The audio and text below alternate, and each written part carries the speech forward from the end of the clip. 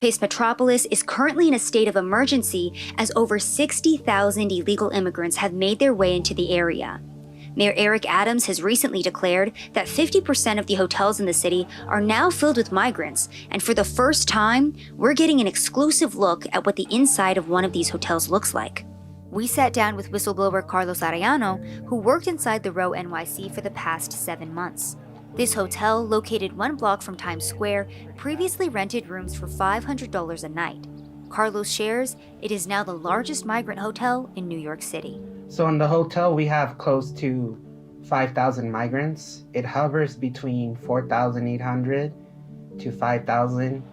It's the biggest hotel out there that's housing migrants. They housed 5,000 people together in 28 floors. You have the NYC badge, so you're a city employee, correct? Yes, I was a side administrator at the Row Hotel. Anything involving this hotel, I was helping run it. One of the first stops migrants make when they are bussed in is the Port Authority bus station. It's at this station that they are first dropped off, assigned a hotel, and sent to locations such as the Row NYC.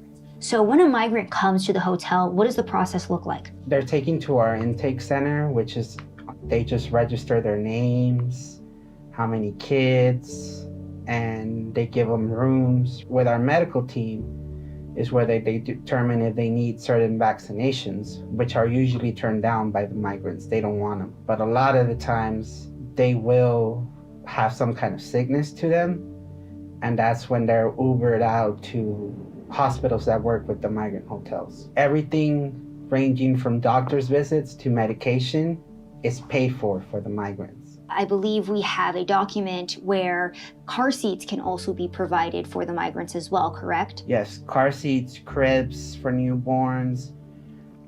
There's, I want to say, at least 2 to 3 babies a week being born at this hotel. On top of free medical care and transportation, Carlos also shares that the migrants receive laundry services, housekeeping, and 3 meals a day alongside their hotel rooms. Anything you can possibly think of, it's being given to them. Around 200 through 300 MetroCards a day are given for free. ID services, ID NYC, they have IDs from the city of New York. And what can they do with those IDs? Well, a lot of people in this hotel are working with that ID. Aside from that, they're I've seen food stamps cards arrive, a lot of services that are provided to them just for having this ID. And then my other question for you too is, how much does it cost per day to feed these migrants? So in our hotel, it's $383 for 5,000 people, and that's just for 1 day worth of meals. In January of this year, it was reported that Mayor Eric Adams signed a $275 million contract that would fund the migrants staying in hotels across the city for the next 6 months, a budget of around $55,000 per migrant. However, the city is running out of hotel rooms, with Adams stating that some hotels don't want to shelter migrants. Carlos provided us with an inside look at the Row NYC that may give us some insight as to why. The migrants being in those hotels have destroyed them. There's a lot of alcohol in these rooms. Housekeeping is there all week, and they'll clean it, and by the end of the night, there's kids getting drunk together. There's people hooking up with each other. I even have seen reports of certain managers who are using this to get intimate with people. It seems like the hotel is one big party. There's multiple guns in these rooms as well. The alarming thing is that this hotel is meant to be a family hotel. One situation that I'll never forget was I was on my lunch break and I was at Walgreens, and while I was in line, I saw one of the migrants sticking alcohol into their children's backpack. And they stick them in the children's backpack because they know we wouldn't dare to check a child's backpack.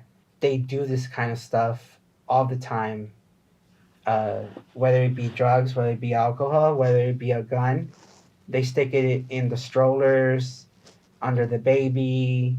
During just our short time investigating the location outside of the hotel, we ourselves witnessed a migrant so drunk he could barely stand.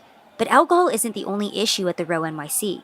Carlos shared incident reports and internal text messages detailing gunmen on the premises, children getting drunk, and migrants stealing from local businesses surrounding the hotel. You were actually showing me some text messages between a social worker about a drunk 10-year-old in this hotel. Can you talk to us about what happened there? Yeah, it was a drunk 10-year-old who was caught with a 14 and a 12-year-old, and all three of them were intoxicated.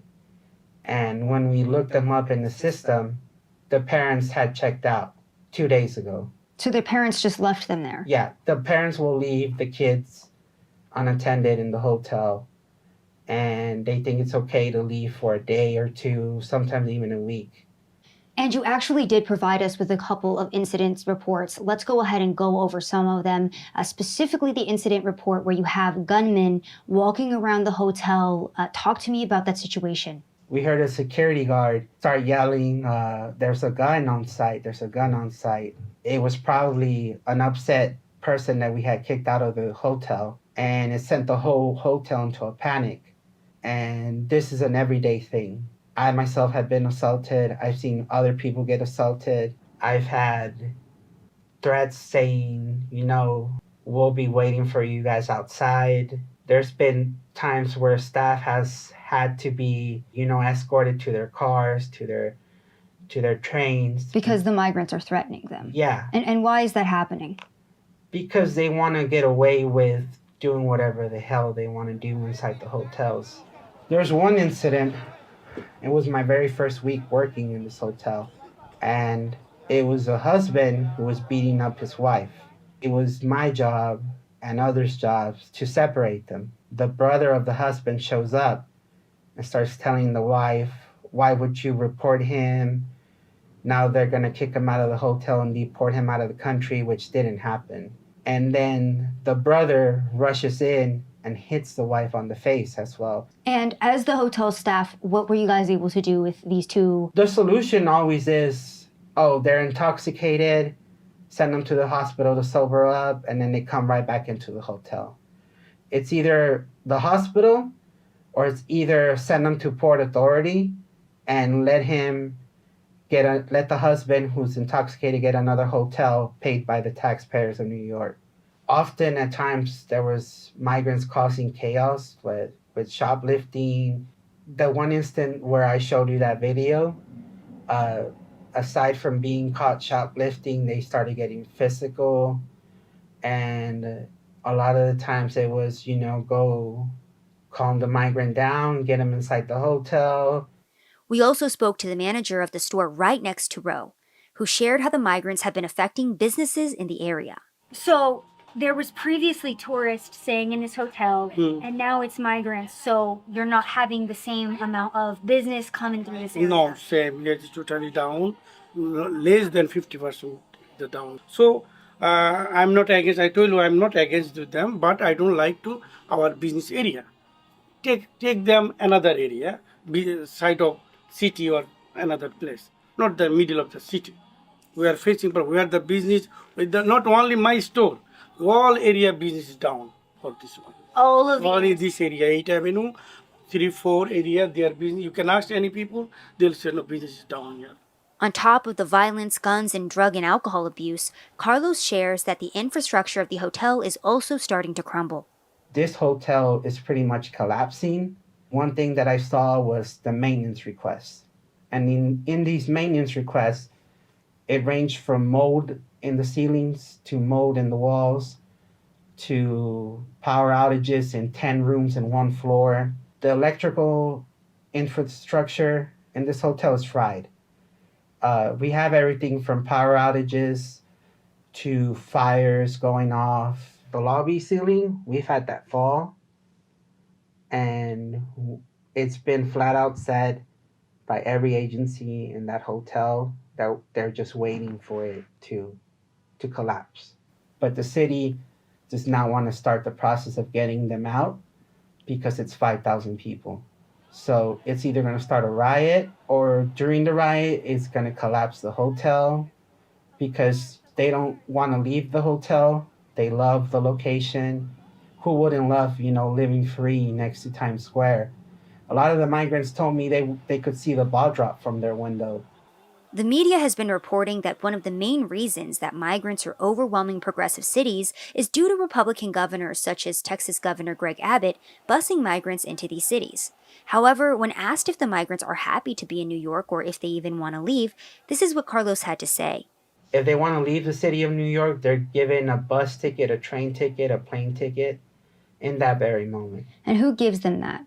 The city of New York is paying for it, and we are giving them that. They get tired of New York City, they move on to the next city. Chicago, Philadelphia, Washington, they're traveling around. Would you say that the majority of them want to stay in New York, or are they trying to go somewhere else? So they come to New York wanting to go somewhere else, but at the same time, they see everything that's being given to them and that they're right next to Times Square. So they decide to stay and they don't want to leave. And their mindset is that this hotel situations are never going to close. And the city does nothing to tell them, hey, eventually the money runs out. When the money runs out, these hotels will close. Carlos has worked in U.S. Immigration Services for the past 5 years, and he's the same whistleblower who came forward last year when he was working for MVM Inc. and realized that migrant children were being handed off to unvetted adults throughout the U.S. He has also worked as a contractor under organizations such as Customs and Border Patrol and the Office of Refugee Resettlement. However, despite being in the industry for so long, he shares that this is one of the worst situations he's ever seen. I've never seen a situation as bad as this one, which is why I'm coming out.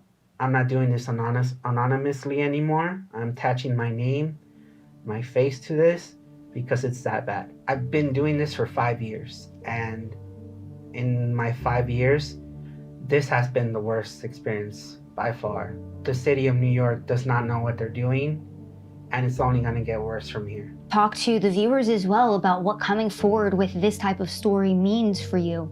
It's years of relationships, friendships that are going to be gone the minute this airs.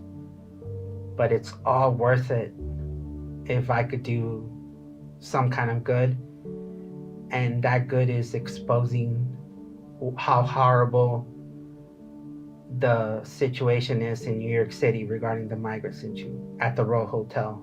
The city of New York should be ashamed of themselves for what they did, and this was a terrible decision to make, was this hotel. For the most part, there's no pressure, no rush, no urgency of fixing the situation. It's just keep paying for their hotel rooms, keep paying for their food, and hoping the situation fixes itself, but it's not going to fix itself. When the day comes that they tell them either you have to move to a new location, this site is going to close, the migrants are not going to understand. So there's no way to go about it. Everybody who's staying in that hotel is in this chat group. So the minute you try to move not just one floor, the minute you try to move one room, they're going to put it in the chat, and the word's going to spread through the whole hotel. And they're not going to go quietly. They're not going to go calmly, peacefully. The city of New York does not know how to handle any of this. I think they're just kind of hoping it goes away. Mm-hmm. They think it's going to somehow get better, and it's not getting better.